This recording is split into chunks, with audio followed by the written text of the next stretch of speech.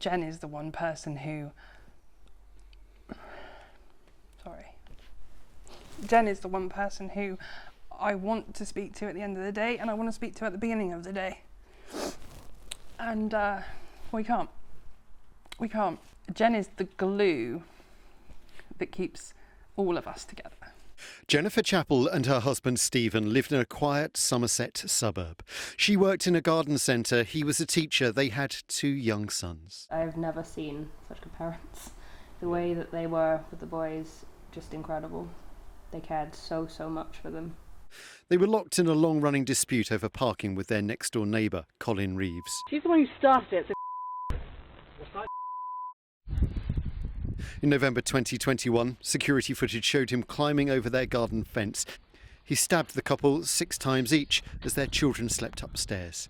The ex-commando claimed diminished responsibility, saying he believed he was on a mission. Right, put your hands up. Reeves was arrested and last year, after a trial, was convicted of their murder. The judge sentenced him to life with a minimum tariff of 38 years. But appeal judges have just reduced that to 35, which has infuriated their family and friends. We all love it to see his full sentence returned. We all agree that that's what he deserves, if not more. Unfortunately, in this country, a life sentence isn't a life sentence. I mean, he's going to get to see his children, and Jen and Steve are never going to get to see theirs. And, you know, there's going to be no birthday cards, Christmas cards, presents. They've got none of that anymore because he took that. He chose his life sentence when he opened that back door that day and committed the crime that he did. I was just doing my job. Appeal judges reduced Reeves's tariff because they said the trial judge had not properly balanced his remorse, his mental state at the time and his military service. Jen's friends are furious. There are residents in Norton Fitzwarren currently diagnosed with PTSD from what they saw that night. So for him to say, well, I didn't quite consider Colin's mental state, perhaps he needs to take a step back and consider everybody else's mental state around him, which was the main the main drive behind the petition. I sat with Jennifer's mother, who had gone from making headway in grief to utterly broken again. What are you hoping the petition will achieve? I'm hoping that it will be reinstated to full 38. Yeah. Everybody would like to see a longer sentence. Obviously, we don't have that power.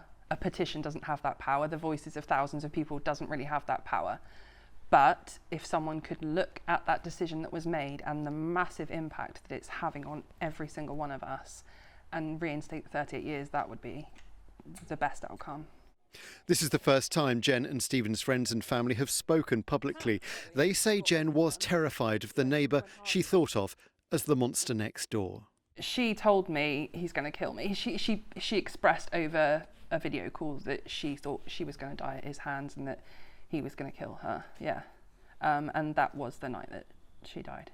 Jen's sister says her murder has made her doubt everything. Gotten to the point of having to have cameras all the way around the house to make sure I'm secure, because I'm terrified. Really? I don't go out unless I know where I'm going. I can't go for walks as I used to. I literally I stay inside because I don't want to risk getting hurt. Friends and family say, as if it weren't bad enough that Jen and Stephen were murdered, now they're having to fight to reinstate their killer's tariff, an added burden in their time of grief. Robert Murphy, ITV News.